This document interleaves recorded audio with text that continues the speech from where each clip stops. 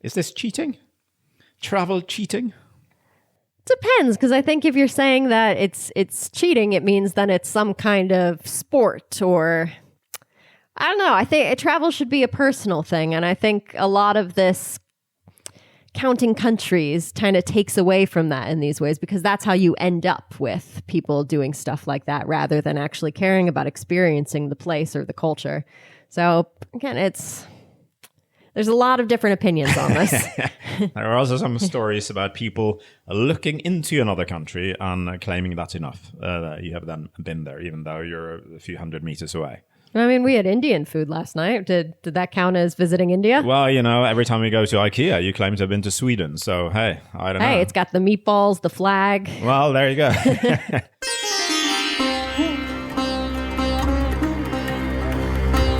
You're listening to the Zero to Travel podcast, where we explore exciting travel-based work, lifestyle, and business opportunities, helping you to achieve your wildest travel dreams. And now your host, world wanderer and travel junkie, Jason Moore.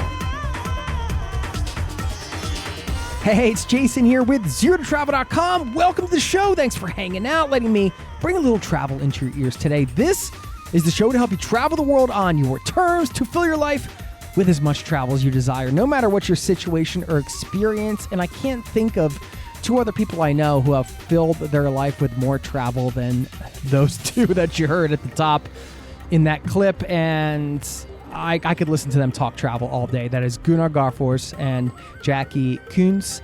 Gunnar is an author, journalist, and the first person to travel to every country in the world twice. You've heard him on the show before. And also you've heard Jacqui perhaps on the show as well. She was named World's Most Intrepid Traveler in 2023 and is well on her way to visiting every country in the world.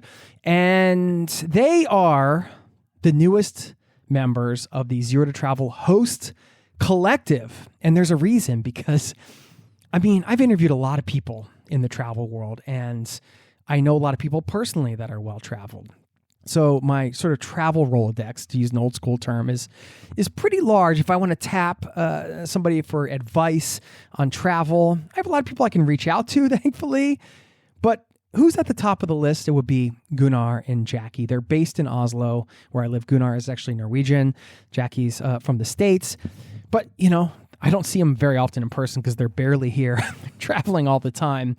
And I asked them to join the Zero to Travel host collective, which, as a reminder, it's a small group of highly curated, trusted travel experts and experienced travel content creators who I asked to host episodes of this podcast, the Zero to Travel podcast, because I wanted to shake things up. I want to give you, as the listener, an even wider range of perspectives, ideas, and advice on travel from people who I admire, who have a personal travel background that can contribute to the show.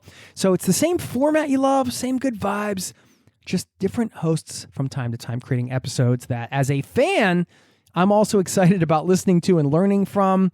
And that is why I asked Gunnar and Jacqui to be part of this host collective. And they're bringing you their first episode today, recorded in their apartment, I believe, when they were home for a very small stint. I will link up to both of their websites. You can learn more about them if you're curious.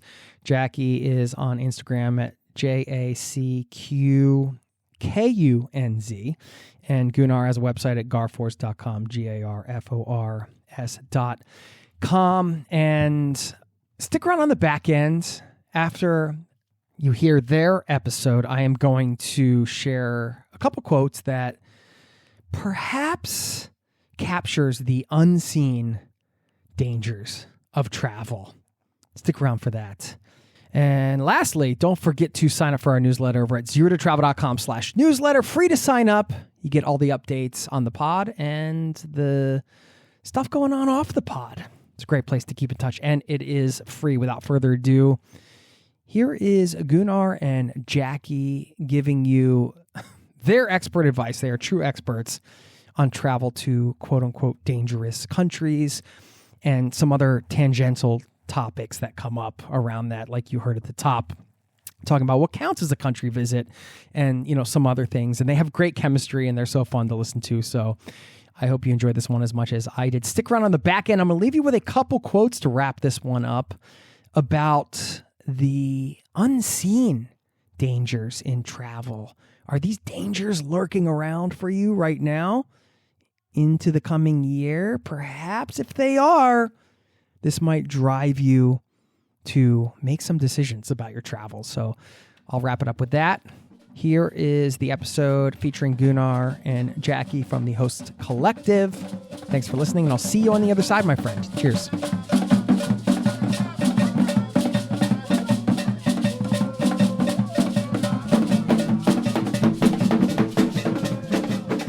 Today, we're talking about some of the world's most difficult countries to get visas to, and in effect, travel to. And what makes a country hard to get into? I mean, how is a visa hard to get? Isn't it just, fill out a web form or something, or send in an email or go to an embassy? Why is it hard to get some visas? So why is it harder to get a visa than another one? Well, this is also very nationality specific. So as an American citizen with only a U.S. passport, I think I have a harder time with some countries than you would. And we've traveled together quite a bit now. I think 5 continents, 50-some countries, if you're counting. If you're counting. Several rivers. I don't know. Yeah. We were on the Congo River together, going down. Should have taken 2 days, took 5. That was some trip. Yeah, but we've had some differences in getting visas, and there's been some countries you've had to go to without me and vice versa just because of the difficulties. Absolutely, yes. And I have a Norwegian passport, you have an American, and having whichever passport you have, it makes it really, it can make a big difference in terms of getting a visa, as we've found out. Some countries I can't even get a visa to because I'm Norwegian. Some countries you can't get a visa to. An ever-growing list. I wonder why. Yeah, so I'm working on that Norwegian passport. There you go. Well, it won't take too long, hopefully. But most of the listeners of A Zero to Travel are from the United States. Yeah, so I guess let's focus on difficult visas from an American perspective a bit today. We can touch on some of the others that are difficult for everyone, but yeah, should we start with some that Americans might struggle with specifically? Yeah, and we've sort of discussed this at length, and we've come down to a top 10 list, or a bottom 10 list, if you like. So we're gonna go through those 10 countries and maybe mention a few others in a bit as well. Well, where to start? That's always the question on any list of difficult or easy things. We're going to start in the Middle East this time, Jacqui. Yeah, luckily, because we wrote a list. So we did write a list. So it's very easy for me to know where to start. And where are we going to start? We're going to start in Yemen. All right. Okay. So why? Why? It's a difficult question, perhaps, but Yemen has been at war or in conflict for many, many years. They have not been very interested in receiving tourists. One exception is the island of Socotra, which is southeast of the mainland. There you can go on a number of trips where you fly in from, is it UAE and Egypt? Yeah, primarily? I think from Cairo as well. Yeah, so there's the charter flight that goes once or twice a week from Abu Dhabi, and then there's also a flight, I think on Yemenia, actually, that you can fly in from Cairo. Neither are cheap, though.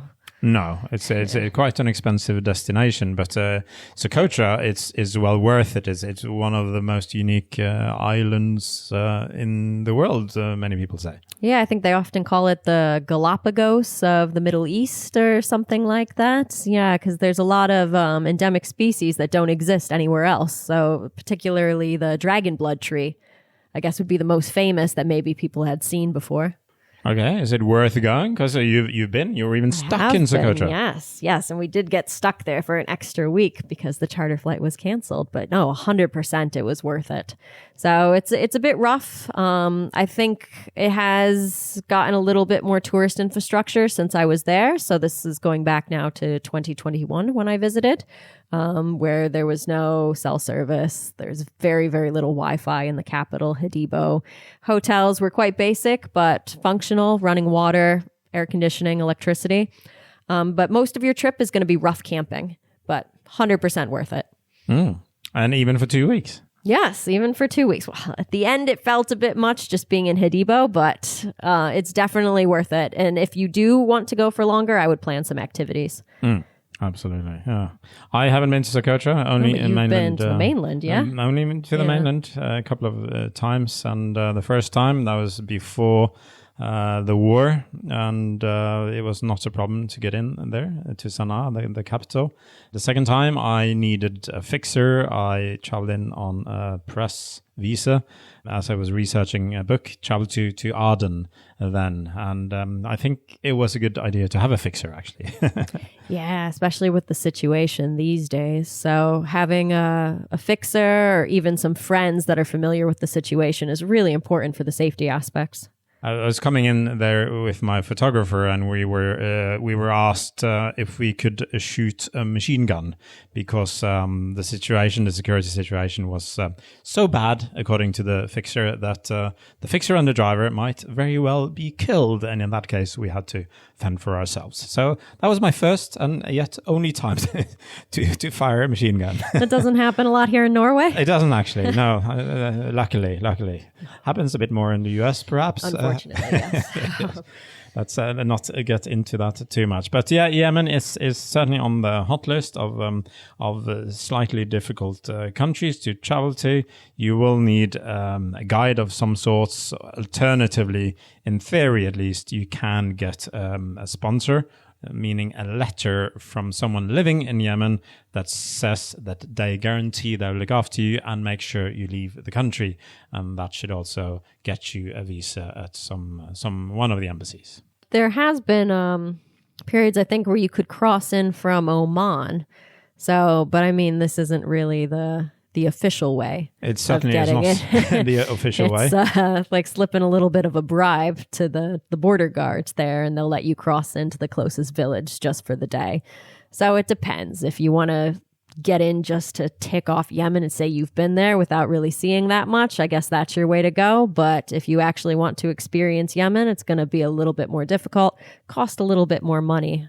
It does indeed, yes. And a friend of mine, he went on this route. Unfortunately, he only got a single entry visa to Oman, so he was stuck on the border trying to get back for almost a week.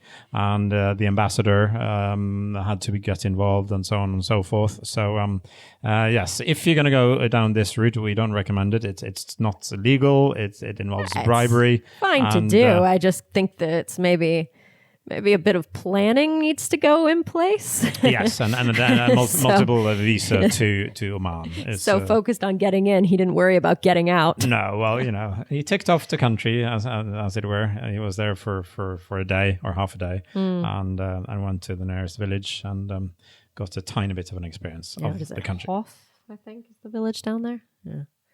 Yeah, I think that's what it is. This is luckily not me talking about myself in the third person. So you're trying to cover up some shady travel. Yeah, exactly. Yes. We're going to stay in the same continent. We're not going to travel too far for the next country on the list. That's Iran. Ooh. A lot of, especially Americans, are a bit fearful just hearing about Iran, I believe. That's actually the country that I visited that I found most surprising. So the difference between what I've seen in the American media, so all these years, versus my experience actually within the country, it's absolutely night and day. So it's one of the most surprising countries I've ever been to. But one of the most difficult for me personally to get a visa. Yeah, and why was that?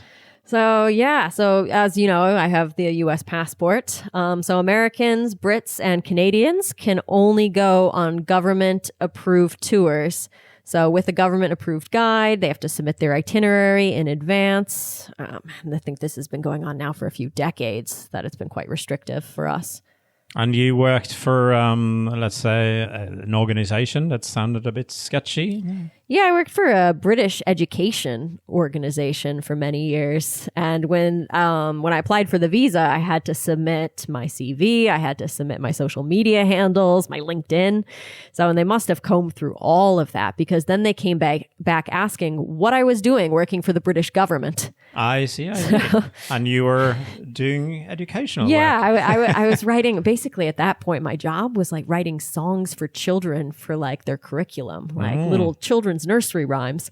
So I'm like, okay, me a spy? Okay. Well, sounds like a cover-up. How are your songs? Are they on any hit lists around the world? You can hear me humming them a lot in the mornings. Yeah, well, but that's what that is. I ended up having to send my contracts from work just to prove that, come on, look what I was doing. It was just education stuff, nothing shady.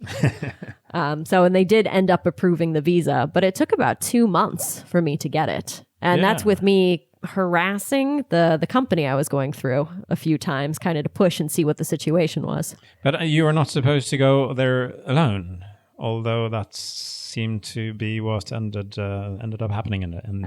Yeah. So originally, I think we were a group of around 7. I try not to travel with guides or any kind of tour in countries that I don't have to, but since I had to for Iran, I had a friend of mine reach out and he asked if I was interested in joining a group he was putting together. I'm like, yeah, okay. If I have to go on a tour, I might as well go with a group of friends. Thought that would be, fun. Lower the price a bit. Yeah. Well. So, and I roped a few other people in too to lower the price a bit more. So I think we ended up being 7 around the time when we booked. But this was in, we were planning it around September 2022, and I was going in the first days of October 2022. And that's when some unrest started in the country. So slowly, one by one, everyone else in my trip dropped off. I see. Probably has some pressure from loved ones at home that thought it sounded a bit too dangerous. So in other words, you ended up going on a guided trip with nobody but you. Just me and the guide. Sounds very exciting. Well, the thing about guides and going on a trip, just a trip with you and a guide, is just like anyone, you might not get along super well. So when we were together, just the 2 of us on an Iranian road trip for 11 days. So I'll just say there wasn't much chit-chat between the 2 of us on this trip. Well, you don't get along with everybody. So you're not pen pals these days, are you? No, I wouldn't say that. No. But no, it was a great trip. So I really, really enjoyed it. Yeah. I was in Iran, it was pre-pandemic, and not a problem in the world. The visa on arrival, just flying in and doing exactly what I wanted to do. No guide needed, no nothing. So one example of the differences between an American and Norwegian passport. Well, actually, this is one that just got difficult for you. And pretty much everyone else. Yeah. So, I think there's maybe 20 or so nationalities that can still go without a visa, but now pretty much every single Western passport needs to have a guided trip. Same situation as Americans, Brits, and Canadians have had for a long time, but now it's for everyone. You need a guide, and they will go through everything. Yeah. And this is following the little war, let's say, between Israel and Iran, and some bombing by the United States. And some of the spies managed to get in, apparently, covering as tourists. Yeah, that's what I'm hearing. And of course, the Iranian government was not too happy about that, and now it's hard for everybody. There even used to be a loophole of sorts. There are 2 islands off the coast of Iran where even you guys could go without a visa. Like Kish and Keshem. I think at the moment, Americans even need visas for these and guides. So Keshem, I think we have had to have a guide for a long time, but Kish, that's new that they've had to put in the approval system, I guess. Yes. So Iran definitely on the list of visa shame, should we say? Turkmenistan, we're staying in Asia. Is the next country? Turkmenistan is the next country on our list, and what's so difficult getting into Turkmenistan? To say that they're paranoid is an understatement. That is, I think. Very correct. Yes. So it's very similar to North Korea in a lot of ways with how they control tourism, what they show you, where they'll let you be. But it's a lot less talked about, I guess. Like many people might not even know about Turkmenistan, or maybe they see it on a map, but they don't know anything about the politics. And it's one of the few countries in the world where you actually need a guide to go in. Well, I mean, Iran now as well, North Korea also. Well, I think we've got a list of those. Yeah, they're definitely on this list, all of them, I believe. So, but yeah, you do need a guide to travel in as a tourist. There used to be a loophole, though, if you could get a transit visa valid for 72 hours to travel through the country from one neighboring country to another neighboring country. But that's... as long as the two countries that you're traveling from and to are not touching. Yes. So but it's there's been some rumors that's now back in place again after the pandemic, but it's not been substantiated. Yeah, it's like now and then I hear about someone that knows someone that was able to get it, but I haven't had any firsthand accounts of someone getting one of these transit visas. So as far as I know, right now you have to go on a guided trip, but luckily, it's not too expensive, and there are a lot of companies offering trips. So both international companies and a lot of local companies. Yeah, but again, here you need to be approved in advance, and some people struggle with this. It seems to be very random. Do you know about this firsthand? I have heard about people having some issues here. Oh, yeah? The first time I was there several years ago, I didn't. Well, I think I was declined once, and then I got the second or third time. I got my visa together with my brother and two friends. The second time, I had written something about Turkmenistan that wasn't necessarily super positive. It's being run by a president that's quite a bit of a hardliner. Hey! We don't need to say anything. I don't want to get banned. No, you don't want to get banned. so let's keep the politics to a minimum until I've visited. We can revisit that after I've been. Absolutely. But I'd written something that not necessarily everybody liked, so I think I applied 6 times, and I was declined every single time. In the end, I managed to get in via a business visa. That's always a possibility, but of course, then you need to know someone involved in business on the inside. I love that. I was like, the Ministry of Tourism and whoever is issuing business visas, are they not communicating about who they've banned? Well, they will after listening to this episode of the Secret to Travel.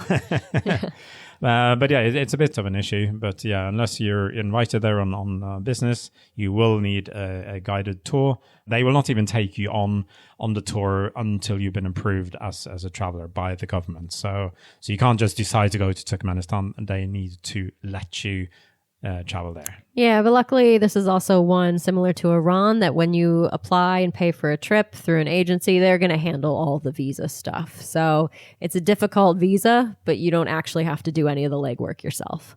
That is true. And in Turkmenistan, it's a very exciting country. It's a lot to see. It's cheap to travel within the country on domestic flights. Although some guiding companies are known to add a premium on those flights. So you might actually want to try book them yourself if possible. A little tip there, possibly. We're going to leave Asia for now. So then we're going to go to Africa. And we're going to go to DRC. Yeah, which Democratic stands for Republic of the Congo. Oh, indeed. Yeah, we're talking about that initially, about the traveling on the Congo River, which kind of goes between the Democratic Republic of the Congo and the Republic of the Congo. DRC, we were struggling. We were really struggling to get our visas there. We tried for 10, 11 months. Yeah, I think we tried in every border country. Circling the Congo for months trying to get it.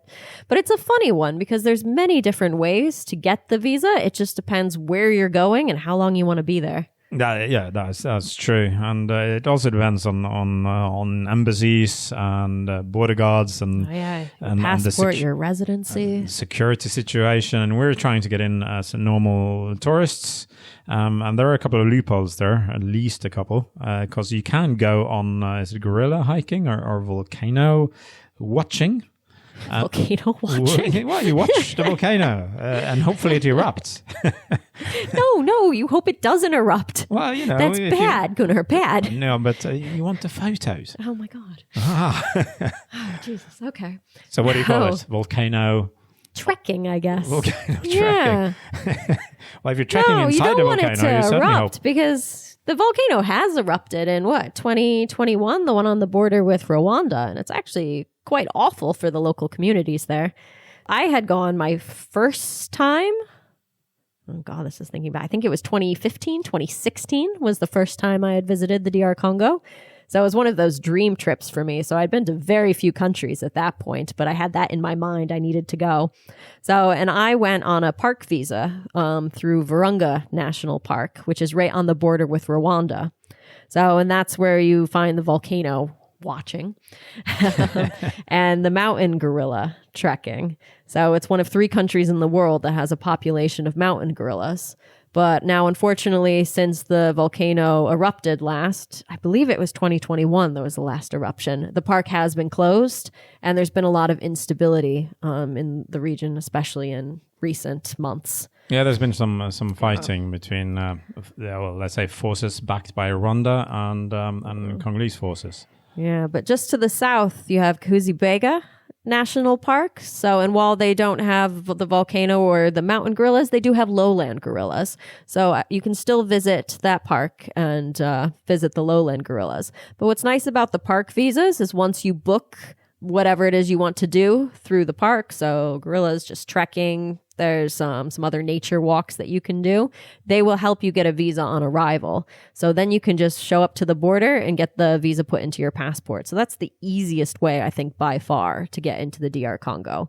But obviously, right now, it's not the greatest. So if you are planning on going, do a bit of research first on what's going on the ground. Yeah. And we had to go elsewhere. The country is pretty much the size of Western Europe. It's huge, yes, massive. And we needed to go to Kinshasa and the coastal region and inland. We're doing some research about the equator and a town called Mbandaka, which is on the equator. So if you want to go outside the volcano watching and gorilla trekking, then it's a bit harder to get a visa. But there's also rumors, or not even only rumors, but there are people who've been managing to get a visa on arrival, taking the very short boat ride from Brazzaville in Republic of the Congo to Kinshasa, the capital of the Democratic Republic of the Congo. Yeah, there's a few people that I've heard of, one that I know personally that have managed to get the visa on arrival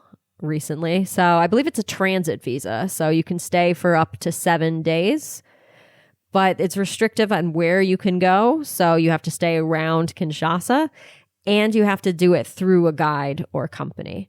So, and that is not cheap. No. Yeah. So it's a few $100s just in fees to get the ball rolling in the country, plus whatever you're going to pay on arrival. And that price can change depending on who is currently manning the border station. We're not even talking about manning border stations. We're traveling from Mbandaka to Kinshasa. We're inside the Democratic Republic of the Congo at all times. And we were still stopped twice by, let's say, it officials. Was more than that. We got stopped on the coast too. Oh, so absolutely. yeah, while in the country, I think we were stopped by immigration 3 different times, asking us where our stamps of exit were. Yes, and we had never even left the country yet. So, and we had a visa. We got our visa in on the coast of Republic of the Congo. Yeah, in Point Noir. And so, because then we had tried for so long to get a visa, so we had to return to Norway, to Europe, and therefore we got a 2-month visa. Because we're going to return. I think this was in December. We're going to return in January. Mm-hmm. And then we were stopped by 2 gentlemen on the boat that claimed our visa had expired. Oh, yeah, because it was a 2-month visa and it was issued in November and now we are in January. So they're like 2 months, November, December, 1-2. Like, no. November 29th to December 29th to January 29th. And they're like, no, that's 1-2-3. this is 2 months. Oh, God. We were pulling out calendars, like trying to show the dates, and they were not having any of that. No, well, we managed to get out of it without paying a bribe in the end. Yes. Luckily. But I think we gave them a can of Sprite or something. we did actually, yeah. So some sort of bribe, actually. Well, we had no money to give them, so... Well, there is a reason you travel on the barge down the river. It's possibly because you want to save money or you don't have any.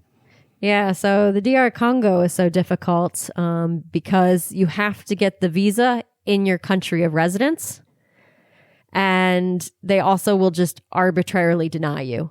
So I know here, since we're living in Norway, I believe it's the embassy in Stockholm covers us, but they will only issue business visas there because it costs more.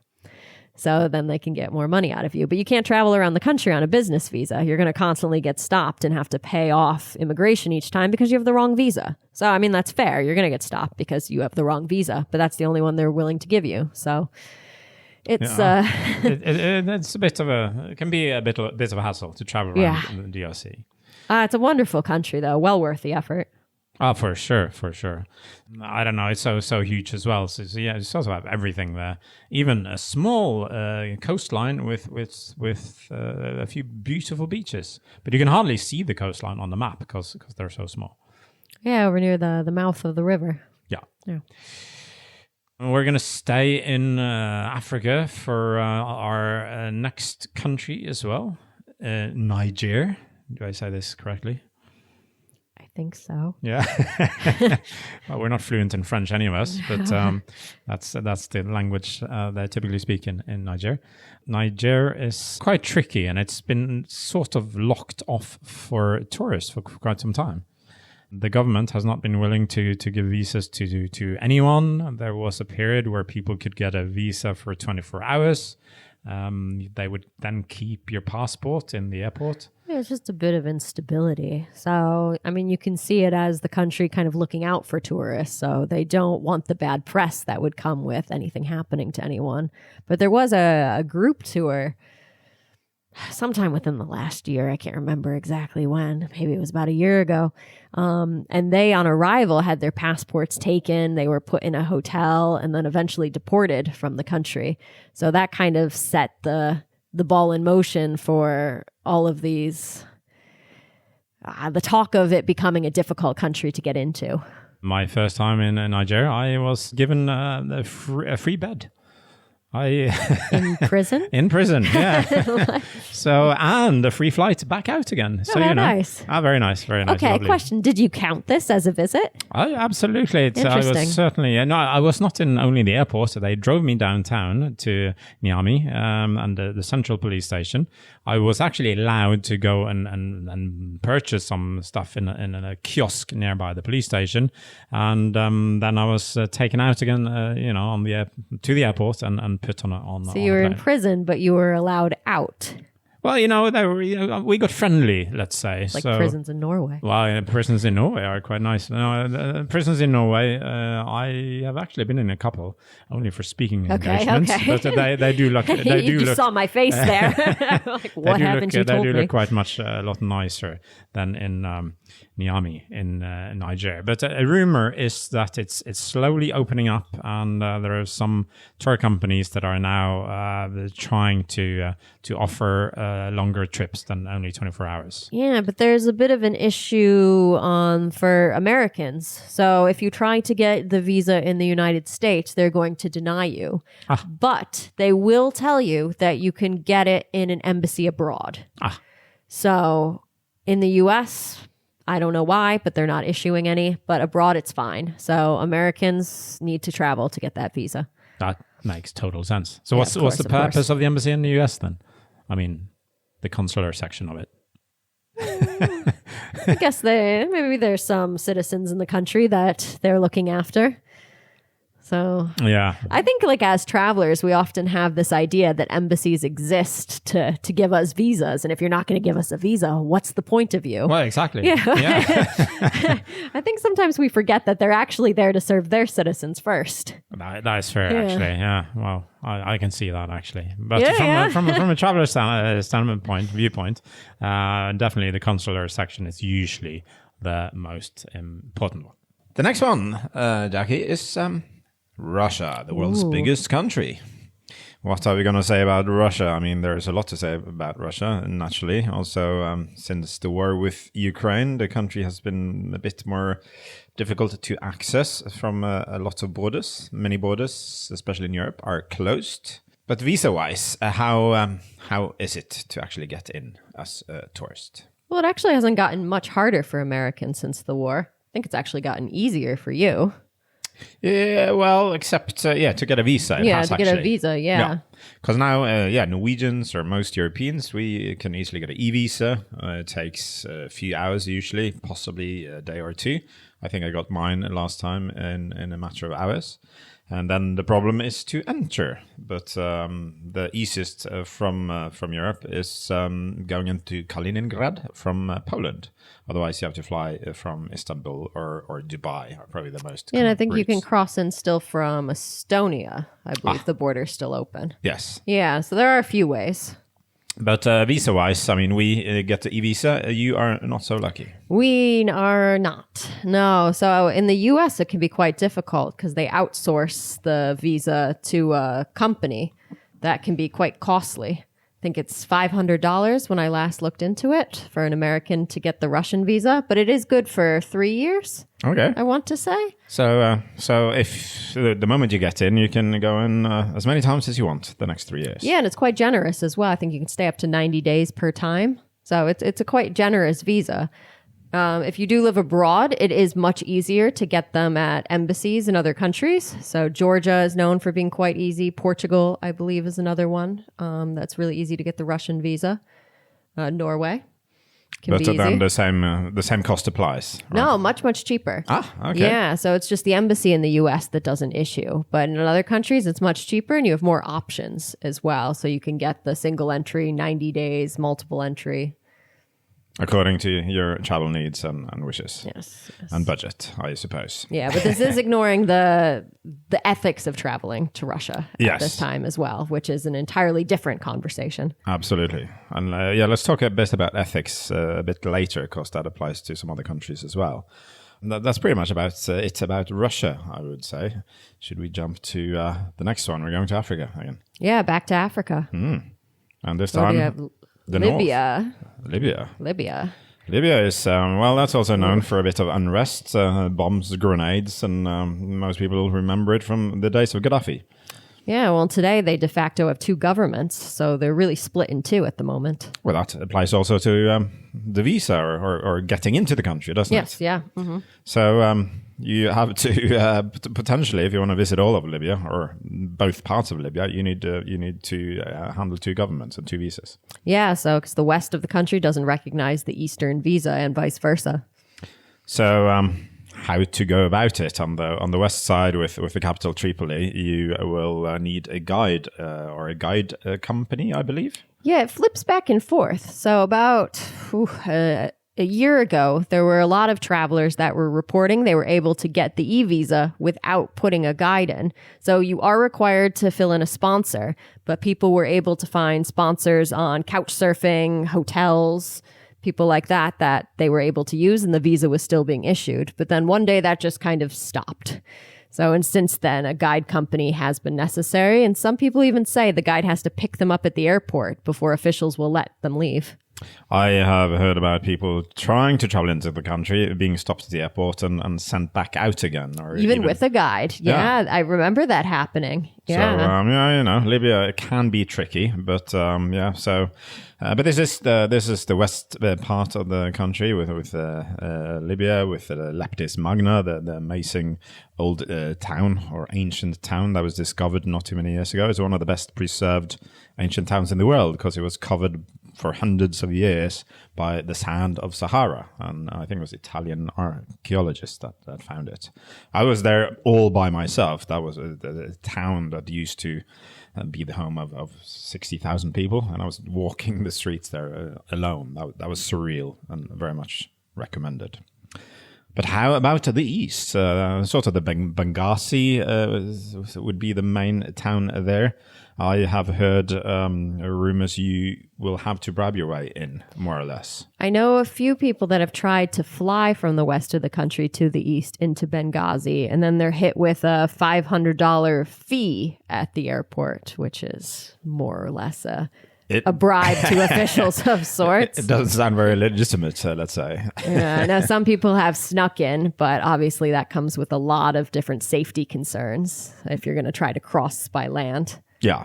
And again, it's I've also heard, but this is not substantiated, but I've heard people... Yeah, this is a lot of hearsay here. There's a lot of hearsay. A lot of yes. hearsay. Yeah, but so apparently if you contact certain hotels, they may be able to issue some sort of... a letter of invitation or so. But if you're trying to go to the east side, bring cash, preferably dollars or possibly euros. I think that goes for both sides. Yeah. That is true, actually. Yes, that's very much it. I don't think your Visa and American Express are going to work well in the West. No, but if you go with a guide company, you can pay them in advance. Okay. And So you might have paid up all your costs, but you're going to want some currency no Nice. matter what, because it's one of those countries where things are constantly changing and any number of things could go wrong. Very, very true. But a truly amazing country. Unfortunately, obviously, there is an element of conflict here. So watch your back, let's say, or ask your guide to do it for you. Yeah, and double check before you're making any plans. Just this is something that's constantly changing. So the visa policies have changed multiple times in the last even year. So there is the e-visa, there isn't the e-visa. You need a guide, you don't need a guide. So do your research. A lot of fun here, potentially. But, okay, so the 7 first countries, they have, let's say, been super easy compared to the last 3, I must say. Well, for Americans, Americans, for yes. Americans. and well, you might guess why when you hear the name of the countries. The names of the countries, I should say. Yes. Let's start with one in South America. Venezuela. And why is that hard for Americans? It's been hard for Americans for a long time. For a very, very long time. Yeah. So I can't even think how many years back now where Americans have had to send their passports and their applications to usually Mexico City, to the embassy there, to get the visa, since they don't have an embassy in the United States. So have to... travel for that one. But you have to send your passport and money and an application, but you don't know when to pick it up by here. Nope. Yeah. So I know people that pop in once a month or so down to Mexico City just to see how it's going. So, because they're not going to tell you when it's ready. So obviously then you need 2 passports if you're going to pop down. Yeah. And one of your passports is in the embassy. And people have waited for, I don't know, 2, 3, even 4 or 5 months. Yeah, I think it's usually around 4 or 5. But I mean, that is before the Trump administration. Yes, because now it's even harder. Yeah. And so how is that even possible? So since Trump came to power in the US, Americans have not been able to get visas to Venezuela. And they've actually even been deporting people that come in on visa-free passports if their place of birth is listed as the United States.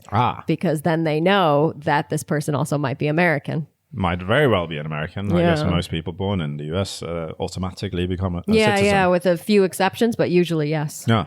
Huh. And so now you're forbidden. You can't go. No, yeah. So no Americans at the moment. So now with again, kind of dabbling in the political side here with some growing tensions, I'm not sure it would be a good time to try to go either. No, there was an attack on a certain ship and so on in international waters, I believe. And that increased tension between the 2 countries. So I don't know. It might not look good for a while. So what if you're desperate to go to Venezuela and having an American passport? What are you going to do?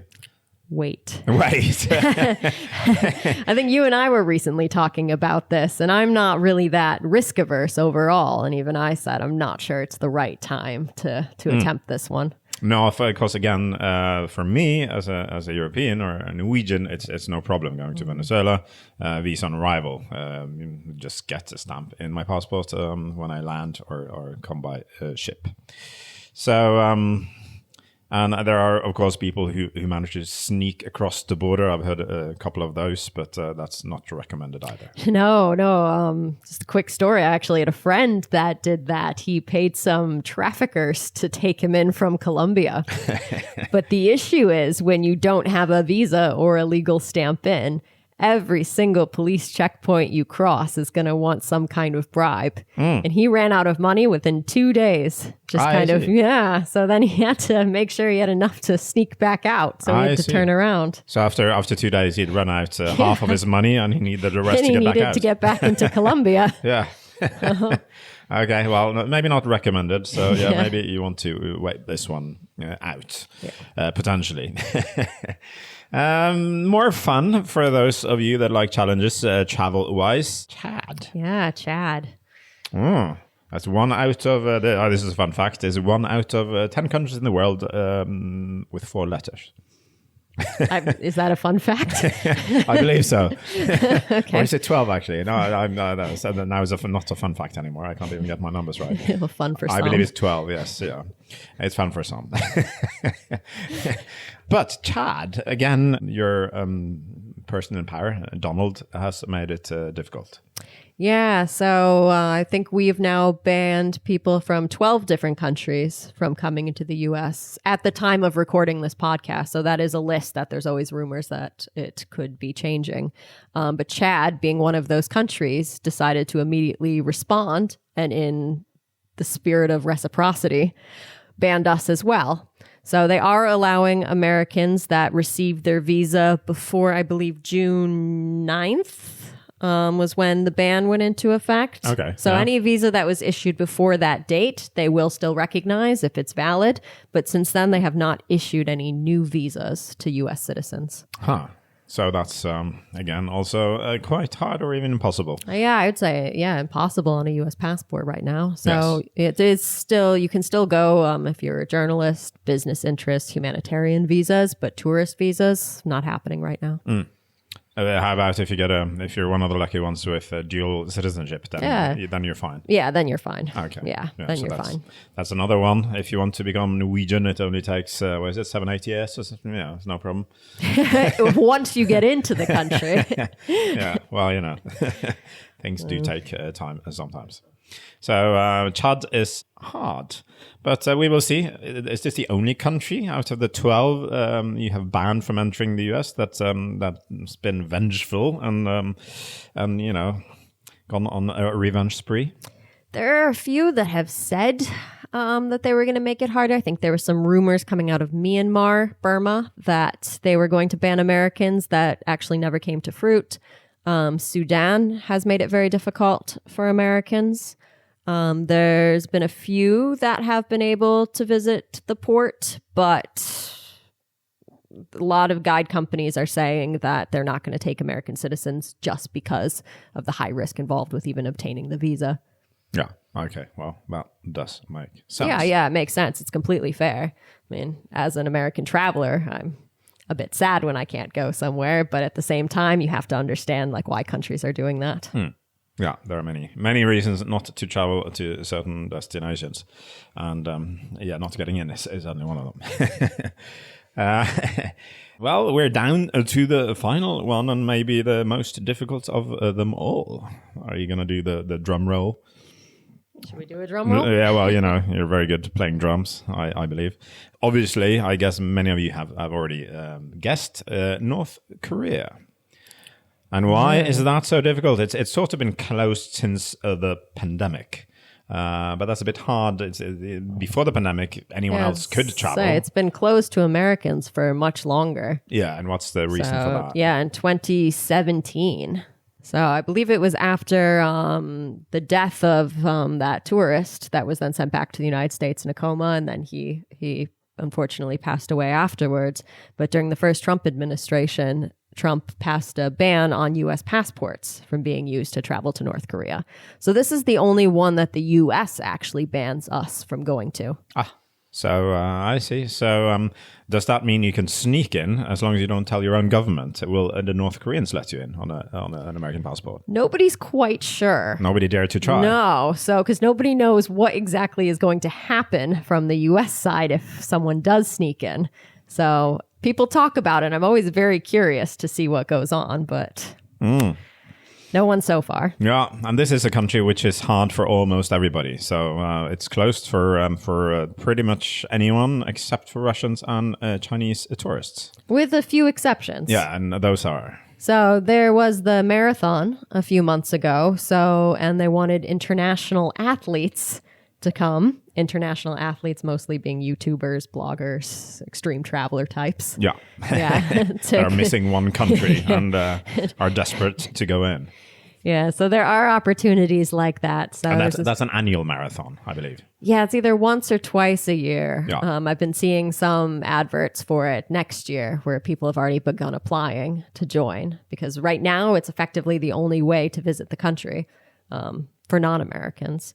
And there was some talk of, was it some kind of book festival or film festival or something like that people were trying to get involved with, but I didn't hear of anyone actually being successful. No, and there were a few weeks or months ago, there were a few tour groups that were actually allowed in for a short amount of time. Yeah, to a small duty-free zone in the far north on the Chinese border. Yeah. But that didn't last. What no, happened? It lasted, I think, 2, maybe 3 tours before they shut it down. And there was a lot of rumors surrounding that, and nobody's quite sure. Some people said it was because the North Koreans didn't like what bloggers were sharing online. Some people said it was because of COVID scares. I guess one of the tourists possibly was showing some signs of sickness. Unsure what happened there, but it's no longer an option. No. Well, that's tough luck. The marathon route might be the best one for most people, although the marathon kind of runs out of spaces because they only have a certain amount of foreigners being allowed in. And it's quite expensive as well. So there is one tour company that sells the spots and they have a monopoly on it, so they can charge whatever they want. Well, this is North Korea. There is a monopoly for pretty much anything. Yeah. So obviously, this is one of the most secretive countries in the world, and you don't have to run the marathon. You can run, I think, the 10K and the half marathon, and of course, nobody will know that you didn't run the full marathon. So that's one way to do. What do you got to do? You kill 2 birds with 1 stone. You get into North Korea, and you can pretend to run a marathon without doing it. I'd say that's a loophole. Oh, right. Okay. It's a bit strange, though, that Donald closed off North Korea after visiting himself. So he's one of the last Americans that actually visited the country. Did he? He crossed over from South Korea to meet the so-called rocket man, Kim Jong-un. So I remember, was it Dennis Rodman?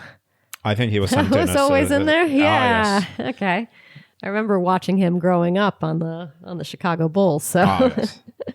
One more thing we should say when it comes to visiting North Korea, since it's very hard to do that. A lot of people claim to have visited North Korea by going to the DMZ, the demilitarized zone.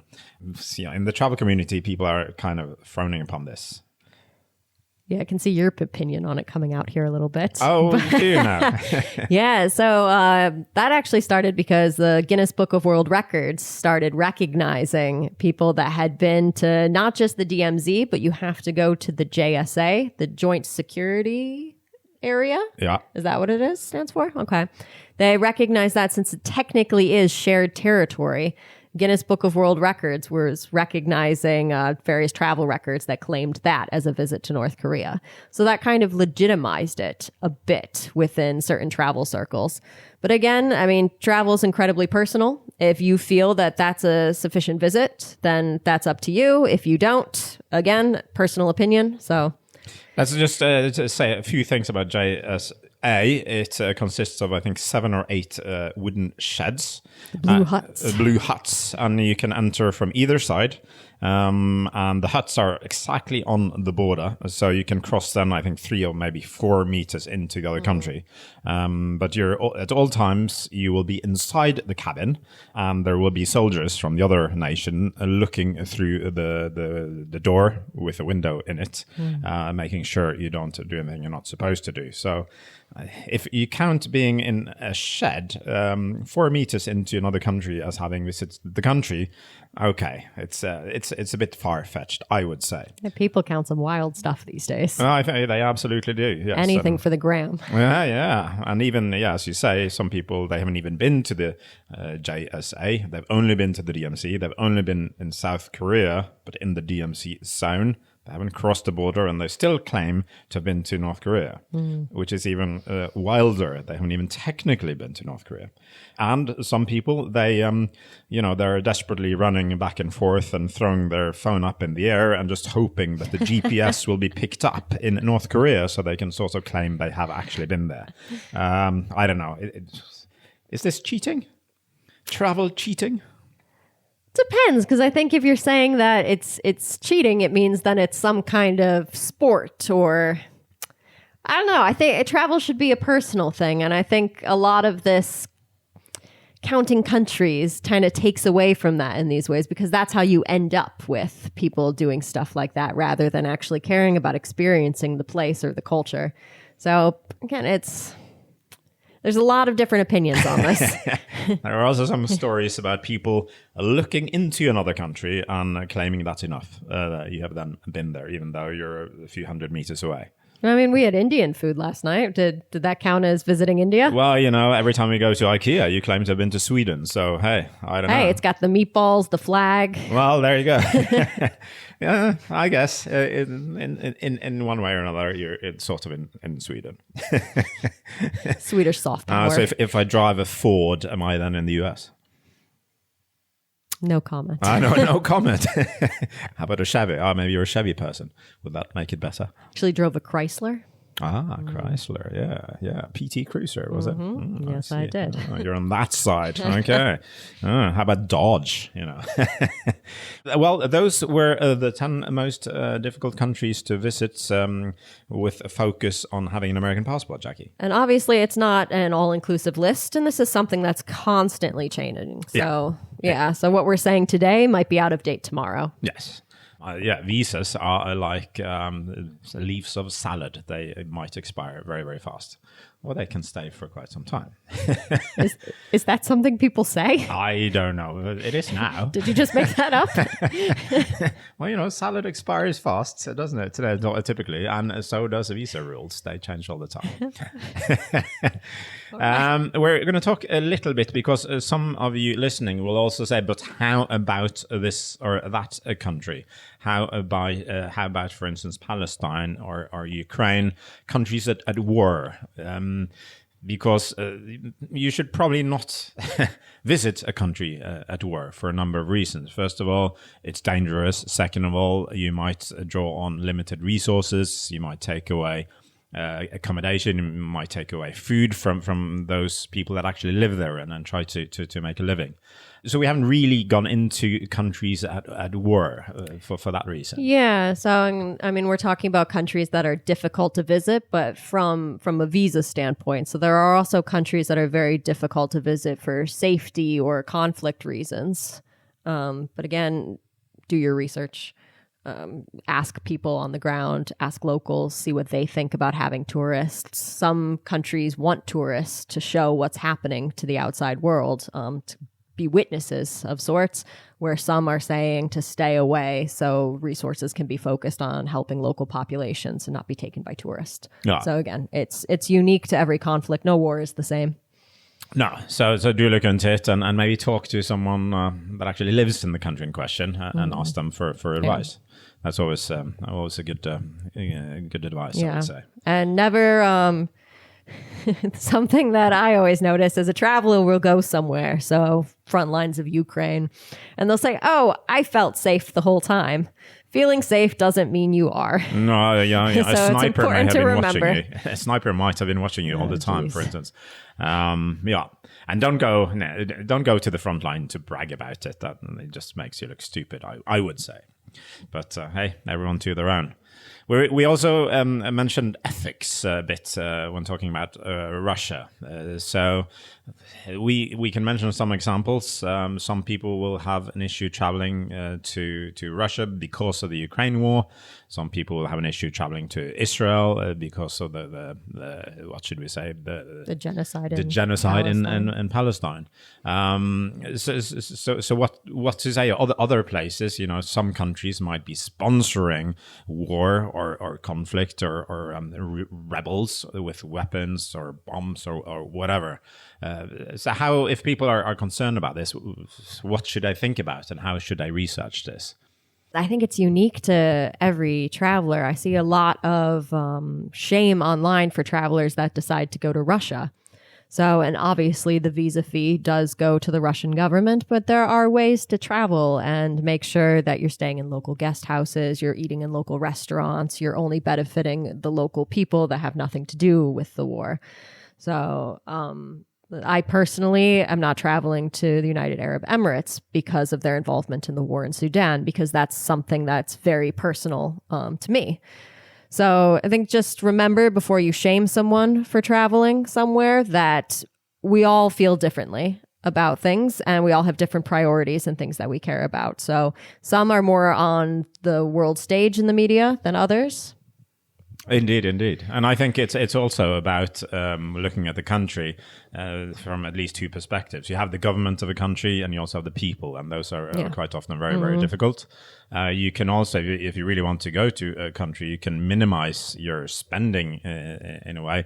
You can, for instance, fly to a neighboring country with an airline from a different country, cross over land. To avoid the taxes. And spend money in local establishments. Don't stay in government-run hotels, for instance. I think it's important to remember, though, that people don't always represent their government. And the government does not always represent the people. That is very, very true. But so if you want to spend your money go local. Don't go to chain restaurants, for instance. Spend money in small establishments and help support the local economy. Yeah, I mean that's something you can do at home too. So absolutely, that's not just travel. That is very, very true. Excellent, Jacqui. Well, that was 10 countries and some war and ethic talk. Yeah. So thank you very much, dear listener, for tuning in to Zero to Travel. You can find us, if you would want to, on social media. Jacqui Kunz. Jacqui Kunz. Jacqui Kunz. Jacqui Kunz, yeah. People think you're a man. They really don't. No. That was just your mom. That was my mom. That was your mom. Yeah, that's true. She's like, no. Jack is a man's name. Can't call her Jack. Yeah, she must be Jacqui. Well, and I'm Gunnar Garfors, typically Garfors on Instagram and other places. So great having you listen. Keep tuning in to Zero to Travel. Jason, he might be back next time. Yeah, maybe we will. Absolutely. Goodbye. Goodbye.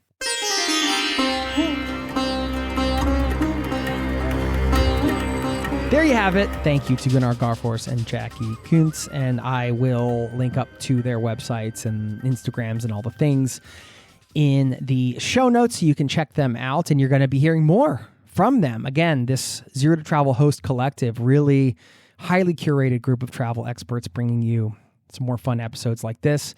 A wider range of perspectives, expertise, and advice to help you travel the world on your terms. That's what this is all about, to fill your life with travel. I'm going to wrap this one up with those quotes I mentioned at the top, the unseen dangers. You got to watch out for those.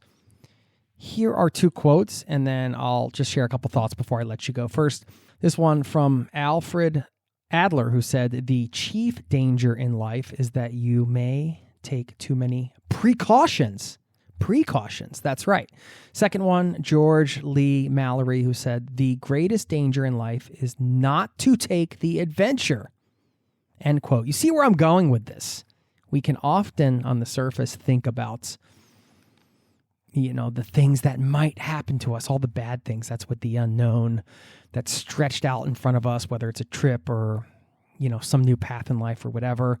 We can fill that space of the unknown with all of the fears and the things that could happen.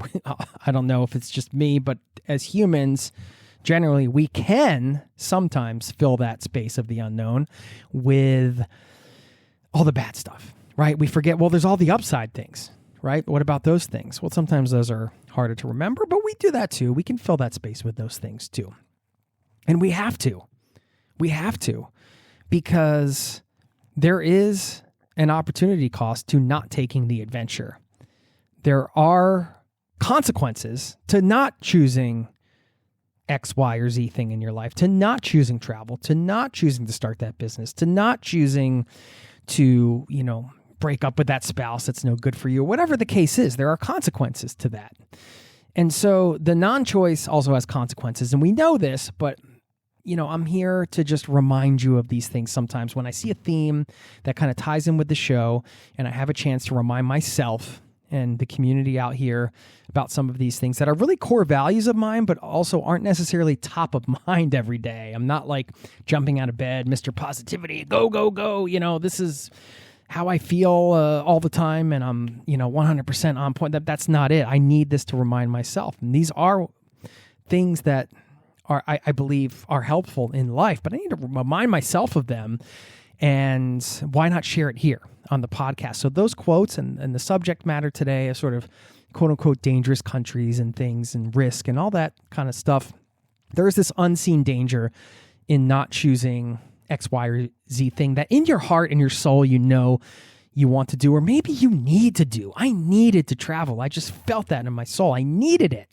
Absolutely needed it. And it would just crush me if I didn't go for it.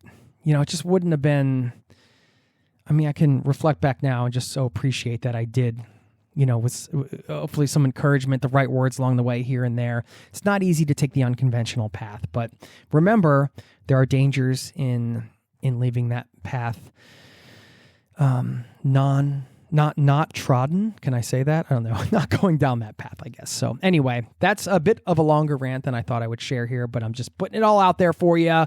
Never know how it's going to hit your ears, and I wanted to wrap this one up with that. By the way, rants like this, personal musings, more travel advice, and sort of fun links around the internet and things like that, you can get over on our newsletter, zerototravel.com/newsletter. Free to sign up, and it comes out once a week. Thank you for listening, and I'll see you next time. Peace and love to you and yours. Cheers. This podcast has been brought to you by zerototravel.com. Ideas and advice to make your travel dreams a reality.